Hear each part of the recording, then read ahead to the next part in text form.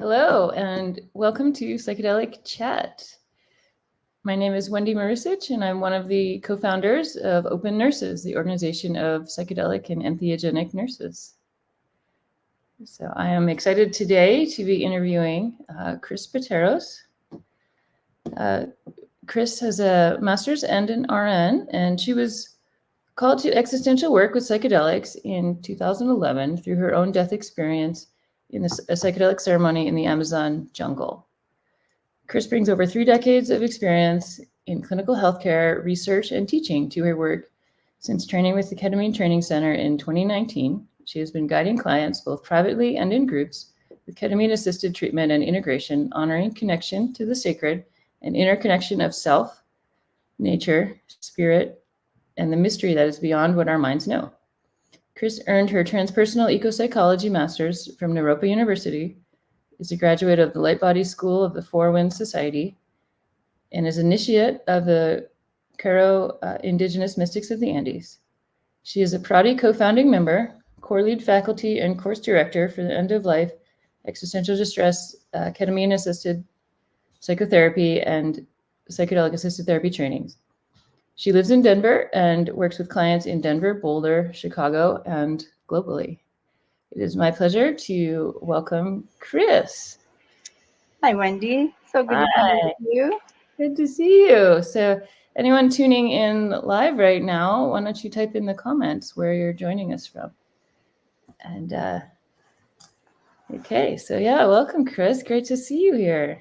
Great to see you, Wendy. Glad to be here. It's an honor, and I'm excited. It's kind of like the beginning of a psychedelic, prepping for a psychedelic. Right. Excited and a little nervous. Right, excellent. So Chris and I met actually at the PRATI ketamine training just less than a month ago. So it's great to have you here. So to start, why don't you tell us about the trajectory of your nursing career? And then you can morph it into sort of how you got involved with psychedelics. But how did you become a nurse? Yeah. How did I become a nurse? I became a nurse back in 1981. Wow. Because of my love of the human body, really. I mean, I just absolutely loved how the body worked, and also my heart, just my open heart. Mm-hmm. I come from a patriarchal lineage. So I remember thinking when I was younger about, do I want to be a doctor? Nobody's talking about that. It was kind of by default that because I was a girl. You became a nurse. So there was that. And really loved children. So I was a pediatric med-surg nurse when I started, and was really, from the beginning, community nurse, even though I was clinical in the hospital for 2 years, inpatient, and loved children, loved families, loved the community aspects of nursing. Really didn't love the inpatient part of nursing. Right. Love the collaboration, and have always loved that. So the community collaborative model has always been part of who I am. So I also had an awareness that I really didn't want to deal with death, which is an interesting piece of being in the medical profession, nursing profession, right? So I found the one hospital that I knew of that didn't have an emergency room. So I was trying to take out as many variables as possible. That anybody was going to die on me. So I left clinical inpatient nursing and did some home care and pediatric work. And then I got into clinical drug research. And that was with adults, of course, primarily, because there's not really research done with children in clinical trials. And I did that for 15 years. I worked in big pharma. I worked with big pharma. I was a consultant. I audited clinical reports before they went to the FDA, interim and final reports. So it became pretty linear, and loved the flexibility that I had in that, but really, really missed the clinical parts. So I went to grad school, Okay. in Illinois, in Chicago, at the University of Illinois, Chicago, and I became a school nurse. And in Illinois, it's a comprehensive school nurse teacher program, and it was amazing. It just opened my entire world to the holistic world of nursing. And I had pretty young children at the time, grade school age. And so it opened my world and validated how I was dealing with my own health and the health of my children. So that was great until the school started cutting budgets, and then, instead of 500 children, there were 1,000. So I went to university health nursing, which I loved that age as well. And that's where I started, when I started my private practice in energy healing. And I was able to bring that into the university health clinic, and really was able to serve those students who wanted more of that versus more medical and drug modeled. It's amazing to have that in a university setting. Yeah, it was pretty cool. I was welcomed in. It was even a Catholic university, so it was pretty special at the time. So I did that, and I moved into my private practice out of that clinic, and moved 100% into my private energy healing practice at that point. So I really wasn't doing nursing per se, and actually put my license on inactive, which for anyone who's watching this live or in the future, don't ever put your license on inactive. Just a lot of paperwork to get it back, right? Really hard to get it back. You just pay the few $100s and take a class, keep it active. Yeah, keep it. Yeah, exactly. Just pay the money. Keep your license. It's actually the pandemic that brought my license back to me. So pretty amazing gift out of that. So then how did you get to psychedelics as a nurse? Yes, as I was doing my energetic work and stepping into mystical work and shamanic apprenticeship, I went to Peru. I spent 2 weeks in the Andes with my teachers, the Caro, and the school that I was working with and training with. And at 16,000 feet in the Andes, worked in ceremonies, and those ceremonies were not psychedelic ceremonies. The Caro work as earth keepers, so they absolutely honor every part of the earth. That's what leads them, that we're all earth keepers, and they practice it. So we were up there at the top of the mountain creating earth ceremonies, and did that for 2 weeks. And there was an add-on to the Amazon, and I'd never been to Peru before. Right. And my linear mind said, I love the jungle, I love the animals, I love the plants, and I'm in Peru. So, and I don't know if I'm ever coming back. So I'm going to go and do this add-on, even though I knew that it was an ayahuasca piece as well, but I didn't have to step into the ceremony. I stepped into the ceremony. I experienced 2 ceremonies, and the first one I rebirthed, and the second one I had a death experience, a really intense death experience. So that was my entree into psychedelics in the middle of the Amazon in a new moon. So it was dark in a lot of ways. Right. Wow. So then what connected to now you're doing as a nurse, right? You're working with ketamine, right? Yeah. So the next piece then is the ketamine training, which happened in 2019. So from 2011, when I was in the Amazon, until 2019, I was integrating my death experience. There was no separation in that death experience, like we talk about in ketamine-assisted therapy and ketamine-assisted psychotherapy, that there's witnessing. So there's that signature of ketamine and that invitation to see oneself and have the compassion for self. There was no separation for me in my death experience. I was dying. There was no question, and I was saying goodbye to my daughters in the midst of that ceremony.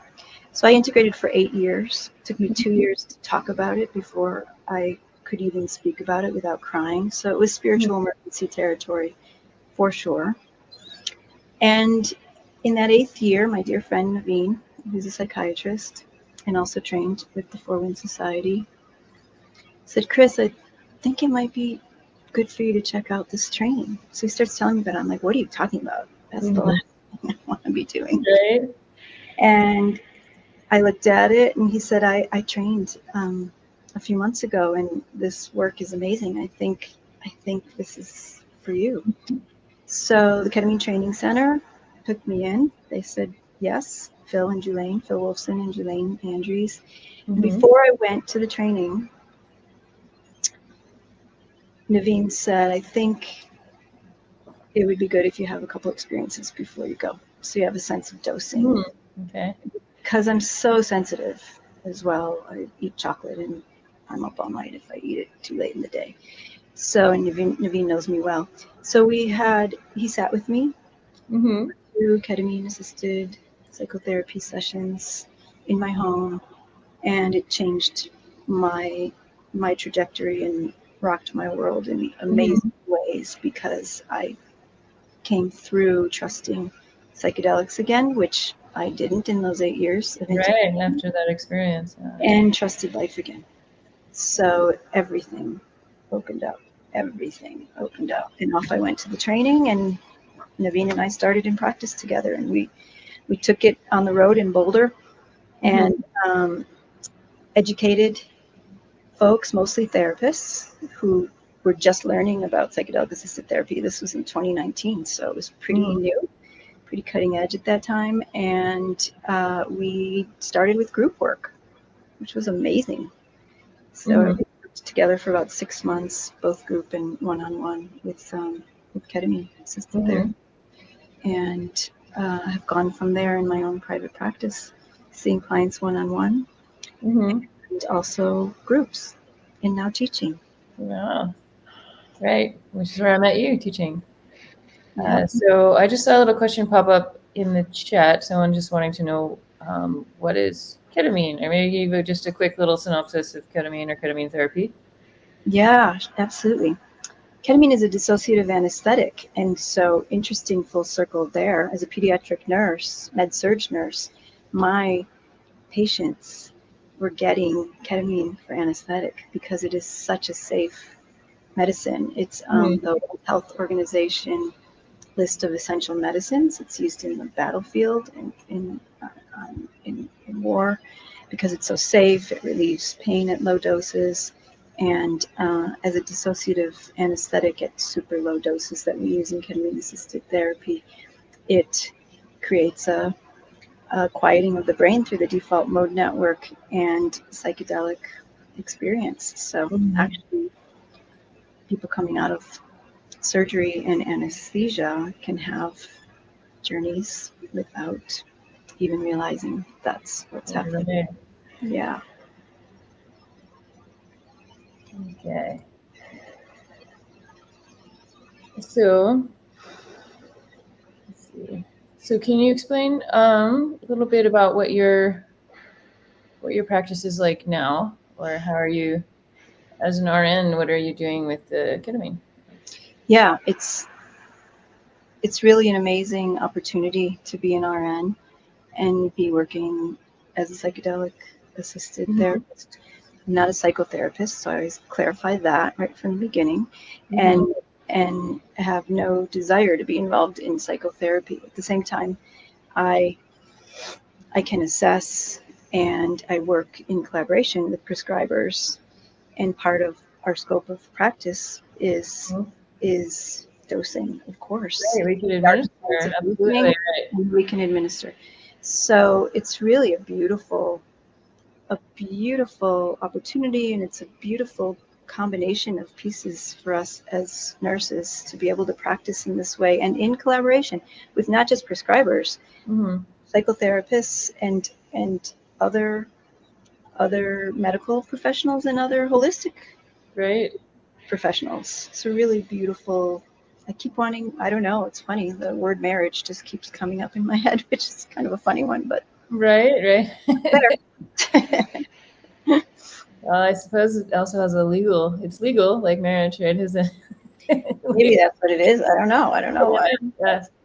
A legal union, right? So the beauty, I think, of ketamine work is because with our current laws, ketamine is the only psychedelic that is truly legal and can be prescribed in this country, right? In the United States right now. I mean, there's cannabis can be recommended. It's still not necessarily federally legal. But here in Colorado, where I live, we actually passed Prop 122 last November. So actually, entheogens are legal, psilocybin is legal, but we're in the midst of the rulemaking. So Right. Oregon already has their rules that's defined. So there's a gray area for sure. Coming out. Medical professionals. So I can sit in harm reduction model for clients who are journeying with psilocybin. I'm not providing the psilocybin or in whatever form.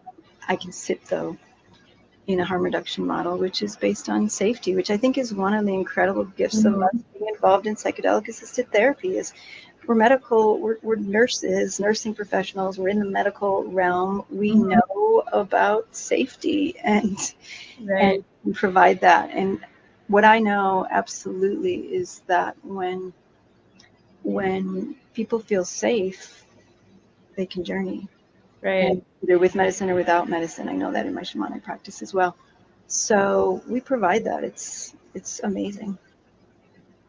So yeah, maybe you can elaborate a little bit more on that about the uniqueness of nurses that they bring to this psychedelic work, right? We have the safety aspect, right? Nurses can engender trust and safety, pay attention to those little details that some other professions maybe don't are not as trained, right, to notice. Yeah, and because we can administer, in addition to those medical pieces, I have had, there are it's a low risk to work with ketamine specifically. It's such a safe medicine, and it's a medicine that's being given that is sending someone into another realm outside of their body. It's a dissociative, so there is small risk of things like laryngospasm, right? And I've had it happen with one client. Oh, and wow. I knew what to do. And right. Yeah, you know what to do, right? Yeah. knew what to do. And so there's that piece, but the administering piece is so key. I think when I was talking to Phil Wolfson and Scott Shannon in my early days of the work, before I went back to grad school for my ecopsych degree, I was asking for their advice and their guidance. Where do you see psychedelic assisted therapy in this work going? As a nurse, what do you see? Right. And they both were like, well, being able to prescribe is a big one. But I knew I didn't want to become a nurse practitioner because there are people like you who I can collaborate with, and it wasn't my calling. And so I was really searching, what is my niche? What can I bring? What are my gifts? And part of my gifts are the energy piece, cueing in my intuition, along with that connection of the solid science and being a nurse in the medical realm and understanding how to care for clients, including when things go awry. So that this niche really has brought me to the intramuscular route, and it's not what I do solely. I work with ketamine, for those of you who aren't familiar with ketamine and working with it in ketamine assisted therapy. There are different routes that we can use with the medicine. It's all above board and legal, so all the work that I do is above ground. And some of the routes of administration are sublingual, so the client actually gets the medicine from the pharmacy with the prescription from the prescriber, and then they can bring that with them, and then I sit with them in these session journeys. Another route is intramuscular, and that's the route that we as nurses, that's our niche, right? It's the same medicine, and the depth can be, the possibilities are there for the depth of the journeys, and yet intramuscular is much more wholly absorbed than the sublingual route. So, as you know, Wendy. So I love this niche, and typically intramuscular is going to be a deeper experience. Typically, not that sublingual isn't, but typically intramuscular is a deeper experience. And it's really a perfect fit because as a nurse, I'm not interested in the psychotherapeutic aspects or psycholytic possibilities in a psychedelic journey and having conversation during the journey. It's not my niche. It's not my expertise. It's not what I do. And yet if someone's talking, of course I can manage it. But that's a beautiful gift to work with the intramuscular route that no one else can do besides the prescribers, right? Right. So yeah, so just to clarify for our audience, right? So that people who get the sublingual will often, they have their own prescription that they can bring to the therapist office. So therapists who are not prescribers or administrators, the patient is self-administering, right? So they don't, you don't need to have anyone medical present in the office. The patient can take their own sublingual dose, usually a lozenge, right, or a liquid. Exactly. So with the intramuscular, somebody has to inject, right? And a therapist is not trained to inject. So that's sort of this loophole that, nurses can stick needles in people if they have a prescription, right, from orders, right, from the doctor. And that's a beautiful piece too, that people are going much deeper. So you're holding space for their body and maybe for their whatever's internal experience happening, but you're not having as many deep conversations during the medicine, which a therapist may prefer. That's their wheelhouse more so. Exactly. And when they're coming out in that liminal space, coming out of a ketamine journey specifically, or psilocybin, it's a beautiful space that I love to practice silence, of course, during the journey as well. And there are so many ways to process and integrate that are not talking. And as an artist and creative, I love being able to offer that, particularly in groups. Art materials, movement, sound, just immersing in addition to the playlist during the journey. Before that playlist goes on, I actually lead with sound bath immersion to bring people in and to clear some energy as well, because sound breaks up energy. It's science. It's wonderful. Yeah. So, all right. So let's see. So what advice would you give to a nurse who's interested in psychedelics and getting involved in this? First, the advice that I give to anybody interested in it, nurse or otherwise, is do your own work, and that would include receiving the medicine in some way as one possibility, or using the other tools that we know can bring us to non-ordinary states. Breath work, shamanic journey work. There's so many ways. I'm not a psychonaut. I'm teaching, I say all the time, and I tell my clients when I'm usually groups, I'm the last person that I would think would have been called to be a psychedelic assisted therapist. I'm not a psychonaut. Didn't do this when I was younger, and wasn't called to it. I was actually my high school friends would appreciate this. I was the lookout, so I was keeping everybody else safe while they were all experimenting. Like a true nurse, right? Yeah, exactly. I'm the helper. I'm the one who's taking care of everybody. That archetype, right? Right. So yeah, I just lost that thread. So what advice for a nurse who wants to get into this? Yeah. So for anyone, the advice I give is immerse in your own deep personal work with whatever tools that you have. And if you're interested in psychedelics specifically, experience them. And maybe you wait for a training to experience them, because trainings like PRATI, Psychedelic Research and Training Institute, and others our experiential trainings. My training was experiential as well. And that's one way to step in through a training and be held in the container that way, through that setting that way. It's a beautiful way. So that would be the first part of my advice.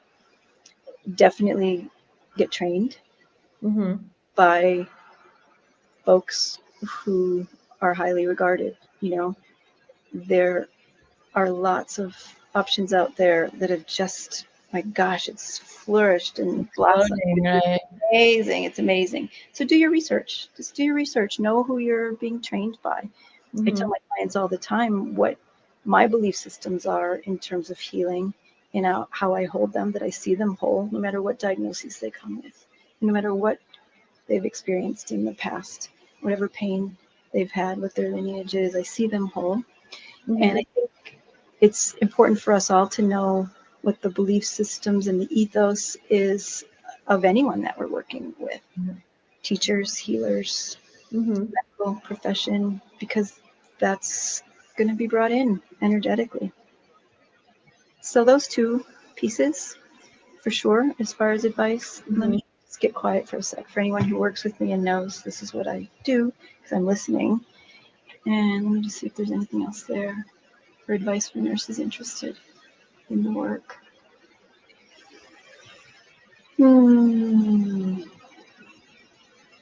Really, really ground into getting connected. As I said, I think really at the beginning, know who's teaching you, whether it's online or in person. Yeah, this feels really important. Right. And I would highly recommend, having just done the PRATI training. It was lovely, and there were kind of a nice balance of, there were therapists, and there were also doctors and nurses and nurse practitioners there. And quite a few people were having their very first ever either ketamine or psychedelic experience. So there's several other trainings like the one you did, and there's Polaris. They're popping up everywhere. There's Sound Mind, which I interviewed Hannah McLean just a few months ago. She also runs a training there. Yeah. We get the full spectrum of folks coming into our trainings, which our trainings at PRATI are specifically for medical professionals, licensed medical professionals, and the foundational is. We can talk about the end-of-life existential distress training that I'm course director for. But we really hold the gamut of people, as you mentioned, who've never experienced a psychedelic ever, and welcome that and hold them. It's a really amazing container. I love working with the colleagues and friends who I work with as the PRATI team, all the way to incredible psychonauts, and everything in between. So we welcome it all. So that's great. Let's see. So how do you envision nurses in the future of psychedelics and research, perhaps? Yeah, the FDA just had that open comment time for their guidelines on research specifically. I think nurses are essential to this work. I think working collaboratively with prescribers, MDs, NPs, in some states, NDs, and psychotherapists, psychologists, I think it's essential. I think that we are essential for the reasons that we started out with. We provide an incredible foundation of safety and knowledge within our scope, and the ability to practice the art and science of dosing. That's huge. In research specifically, of course, that dosing wouldn't be relevant because the protocol specifies exactly what you need to do. At the same time, we can administer. If there's a protocol with intramuscular, I know Ketamine Training Center is doing a end-of-life protocol now, or they're getting ready to start. I'm not sure where they're at with it, and I believe it's intramuscular. It is, unless it was changed. So we provide all of that. In research, I absolutely know that we're essential to be part as as both leads and assistant guides in the process. We are compassionate healers. Nurses are the hands-on healers. And holding through the work of the set and setting, mindset, intention, being able to hold that and really be present for clients, either in research or private clients, groups, and holding the setting. I love the work of creating the setting.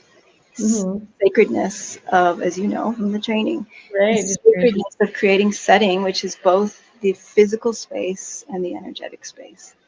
So a presence of compassion, caring, wisdom, and knowledge. I think I'm partial. Right, yes. As are most of us, I think, if we're highly curated audience here. We are nurse friendly for sure. Let's see. So I know you mentioned a little bit about that you have your RN, but you have not felt the need to get your NP. And if you want to speak a little more about that, if you think nurses should maybe consider getting an NP, or pros and cons perhaps versus staying in RN. I think it's a calling. One of the eco-psychological principles is hearing the call. It's getting quiet enough and knowing what we're being called to. And I think it's really what is the fit for us and for our soul's work and our work in service. So I love working with NPs and also MDs. And as far as nurses go, if I were to give advice regarding NPs expanding, nurses, RNs expanding their practice by practicing as NPs, listen to your heart about what calls you. I started the NP curriculum after the school nursing curriculum. I stayed in grad school, and I just knew it wasn't for me. I knew that it wasn't my calling, so I pulled out after the certificate in school nursing, and then went back in 2020, right at the beginning of the pandemic, for EcoPsych at Naropa, and that was my calling. I knew that prescribing wasn't what I wanted to do, and yet I love collaborating. So maybe it's a good time to talk about your EcoPsych. So maybe define it for us and what you're doing with it, why you were called to it, and maybe why nurses should perhaps get interested in it as well. Yeah. It's a beautiful way to practice, to integrate eco-psychological principles in our work, whether RNs or advanced practice nurses. So what are the principles of EcoPsych? Eco-psychology is the connection to the earth as our home and the living cosmos and the living systems that is the cosmos, not just the universe, right? That everything is really a living system. We're part of it. And it is the way that our minds work within that mystery. That's the simplest way that I can define it. And broader, it involves the principles of the rite of passage and the cycles of life and death. We step into the clearing and then crossing the threshold and coming out the other side, and that is reincorporation. That's integration that we talk about in psychedelic assisted therapy. So rites of passage are a core principle of eco-psychology as well, and it really is working with non-ordinary states of all kinds, not just psychedelics, and inclusive of psychedelics as well. Right. So one of my profs, Travis Cox, talks about eco-psychedelics, and he actually had a whole one-day workshop on it at Psych Science this year.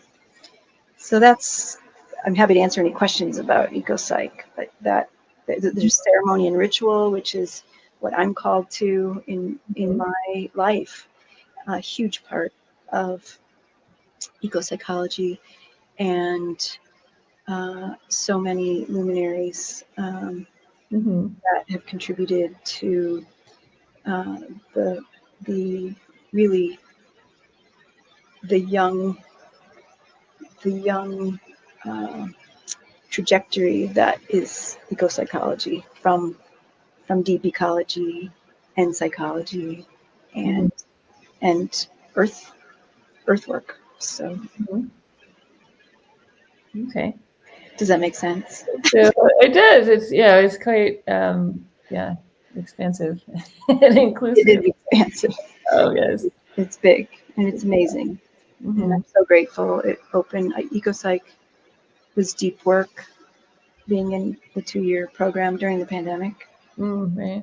And it's really about our disconnection to all that has created suffering.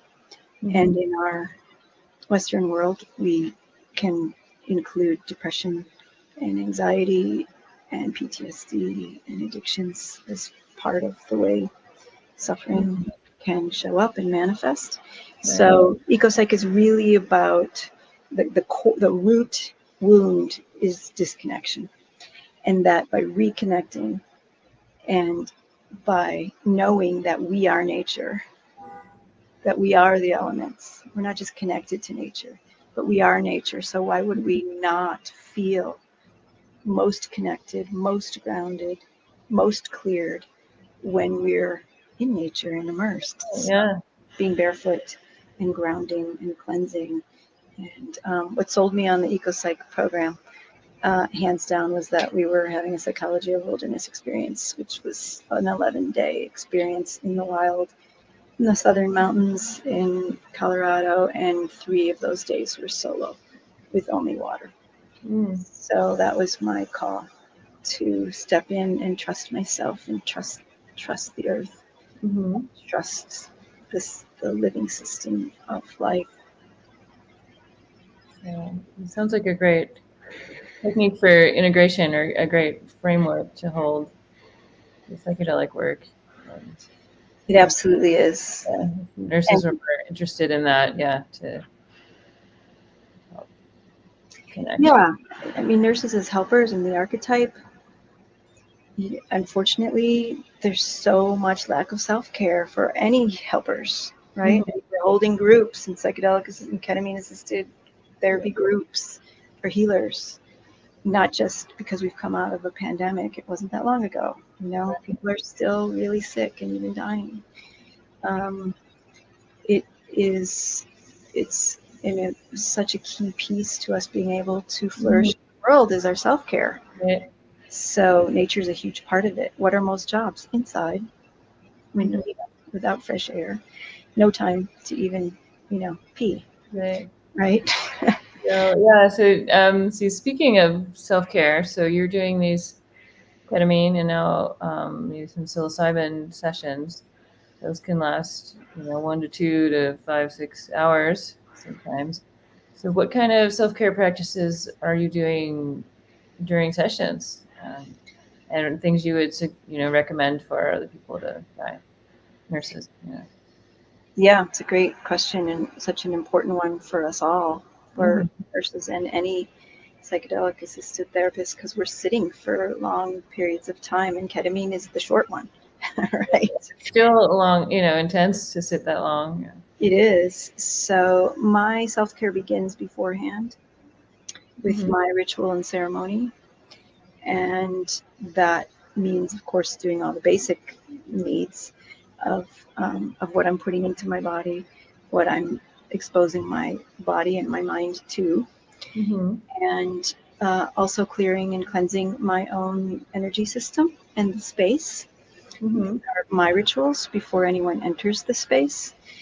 And then as I'm working with clients, I'm really sitting with being in the quiet and holding that container for them so they can go. So it's really me sitting like this, Right. being 100% present with this being, which is this body with ketamine. They've maybe gone out, maybe not, depends on all the variables, the dose, and their journey. Me sitting, holding the experience sacred in all the levels of their being, their body, their mind, their spirit, and holding that in my own stillness, because the way that I show up energetically can even enter into their journey somehow. Right. And how do you take care of your body, your physiology during all this? You're holding space for their body, but how are you doing for yours?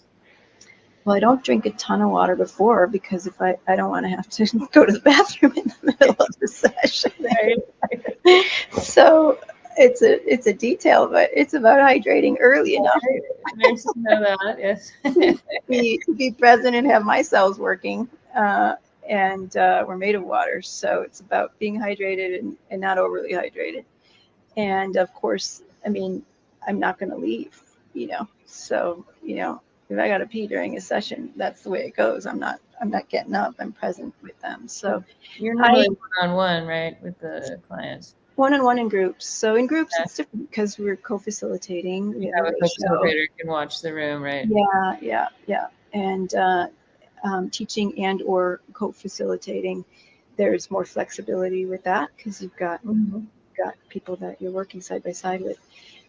One-on-one, I sit usually most of the time. I'm not getting up or moving. So it's really about presence and about my care before and after to balance out that sitting time. Okay. Yeah. Good. Let's see. Maybe another. I work with the elements during too. The elements are very present in the spaces that I work in, my office. And so I'll have a candle burning. I have water. I have flowers in the space, earth elements. So sometimes I'll actually work with the petals. Sometimes I sketch and I'll talk to the clients ahead of time as an artist. I'm taking notes if they're expressing anything during the journey. Sometimes I'm called to sketch either in my own journal or in theirs with their permission. That's beautiful. So maybe I have another one or two questions for you, and then we'll take some from the audience. We've got a few popping up. Okay. So let's see. What advocacy role do you see nurses taking in terms of changing laws or policies, or you mentioned harm reduction? How do you see nurses stepping up for advocacy? It's essential as well. I so appreciate Open Nurses for this reason, because I am called to model. That's how I show up most of the time in terms of the realm of advocacy, as opposed to being, at the Capitol building and speaking. It's just not what I'm called to do specifically. So at the same time, for example, in the modeling realm and sharing the way that we do the work, it's making ourselves available. So Herman Escani and I work together. He's a dear friend, colleague, and psychiatrist. We work in Capitol Hill here in Denver. It's where our offices are. It's 2 blocks from the Capitol here. And we're going to be hosting legislators in our space. So it's really about being open to how we can be of service. And so in terms of advocacy, for me, from my perspective, it's how can I model, how can I share the work that we're doing. And so this is one way that I'm showing up is I've got the space. It's a really amazing, beautiful space. It's the space I work one-on-one with clients, and it's also a group space. So I can show up by offering the space and work with entities and organizations that are doing that advocacy work and then calling us in. So that's how it shows up for me. And for those who are more called to speak with their voices and to be more active in those kinds of roles, I love that Open Nurses is doing that. For those of us who don't feel as called to be out there, you know. Right. You think nurses have the ability to speak cross disciplines and be able to explain things in layperson's terms, right? So yeah, we're bridges. Yeah. Exactly. We're bridges in so many ways. And the fact that we're working above ground, there's amazing work that I know that happens underground. Because we're working above ground within the system, we can teach so much about our roles and what the system looks like. I think that's a huge one. We're teachers. Yeah, we know this. We are, right. So that's a big way. That's great. Okay, so we'll just have our final question we like to ask everybody before we take from the audience. If you could go back and give your younger self a little bit of advice, what would it be?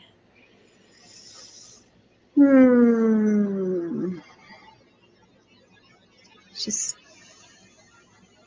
fiercely show up as myself and know that that's okay and that it's safe to be that. I'm a Leo. I had my birthday.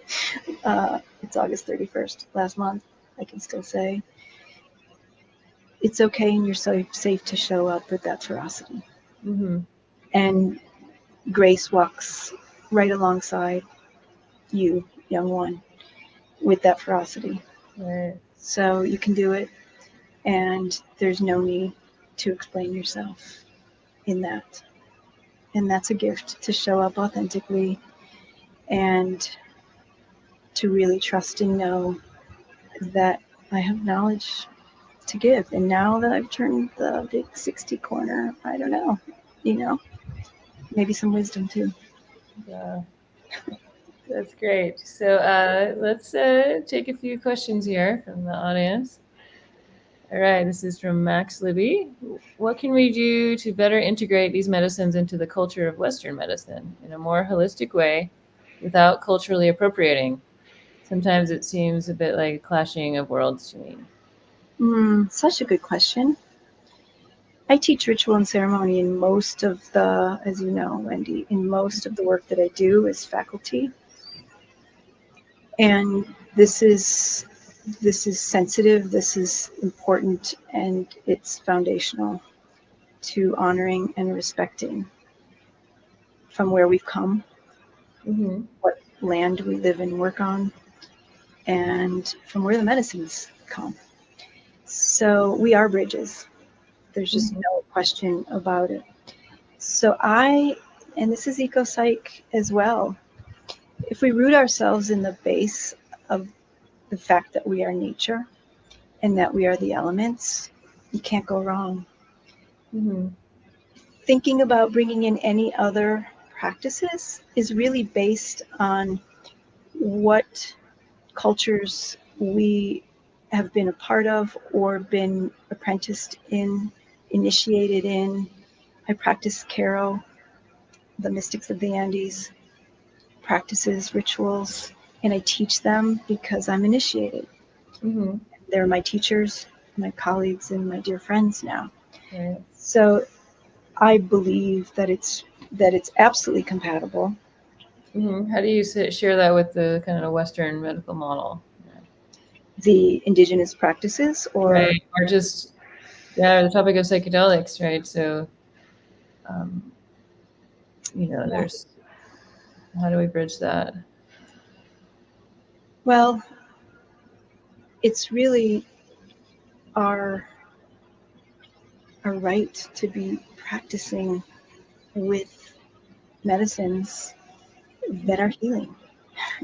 And it's not necessarily the way the Western model works is actually healing, right? So it's really an integrative and holistic model. and really consistent with like palliative care models of we're working with the whole being, or integrative psychiatry and holistic nurses. And, you know, we've got the American Holistic Nurses Association. So it's our right as practitioners and clinicians to work with whatever tools and medicines can support. Right. So that there's less suffering in the world and there's more fulfillment and joy. So it's a general answer, and it's a question. Right. And I really think it's our divine right to work with psychedelics within the system. Right. And I would add, if you want to speak more to the Western model, there's research, right, showing these treatments work, right? So it's evidence-based. We can kind of use that to bridge the gap. This actually works. I know you, yeah, so. Absolutely, without a doubt. And research is cool.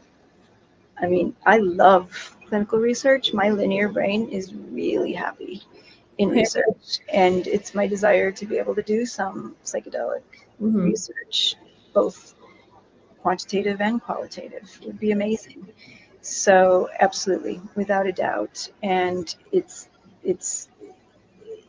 been shown, as to your point. So yeah. Yeah. All right. Okay. So let's see. We have another one here from Christine. So how can ketamine therapy help people with life-threatening or terminal illnesses? Hi, Christine. I can't see you, but I can feel you. Oh, wow. Ketamine is an incredible tool for existential distress and end of life, without a doubt, on so many levels. First of all, it can relieve pain at very low doses, and it's super safe. It doesn't depress respirations. So what an amazing option to opioids. I mean, it's a no-brainer, and yet it's not used. It's quite mind-boggling, actually. The other way, of course, is through the psychedelic assisted therapy. And my work is really rooted in existential work. I believe that all psychedelic work, psychedelic assisted therapy, setting held sacred work, is existential work. So when we are releasing our attachments either to our body or to this world that we see, and that is the known world with our eyes, right? We're going into the unknown and into the mystery. And what is death? For those of us that are still here, even for those of us who talk to the other side and are connected in that way and work between the worlds, we're still here. So we really don't know. Right. So it's practice. It's that plaque at Mount Athos in Greece. If you die before you die, then you don't have to die when you die, because we're practicing this incredible sacred part of life, which is in our bodies. So I think that the reduction of anxiety and fear for those who are with life-threatening illness, who are in a death process, or who have existential distress because they're humans on this earth, and the earth is in peril. She's going to be fine. It's we humans that are in peril. This is equal psychological. We can go deep into it. Practicing death so that we know how to live here, and absolutely flourish in the gift that is that we have these bodies that our spirits are held in, is the practice. So this is my call with existential end of life and palliative work, really, which is why I'm doing this work and teaching it as well, and leading courses. Yeah. Great. Let's see. We have another question. Oh, okay. What does it mean to sit in harm reduction setting versus other ways? What defines that? Great question. So harm reduction is about keeping people safe. We have that as the foundation in psychedelic assisted therapy all the time. The harm reduction model is really with that main intention. So we're not necessarily practicing the whole gamut of psychedelic assisted therapy with preparation and administering the medicine. Harm reduction model could mean that we're doing integration with folks like me after my death experience of supporting integration by itself. Mm-hmm. Specifically, what I was referring to with psilocybin is that because we are in the midst of the rulemaking here in Colorado, it's a little bit of a gray area. So in Colorado, we can grow, we can cultivate, we can ingest, and we can share. We cannot sell and we cannot buy the medicines. Mm.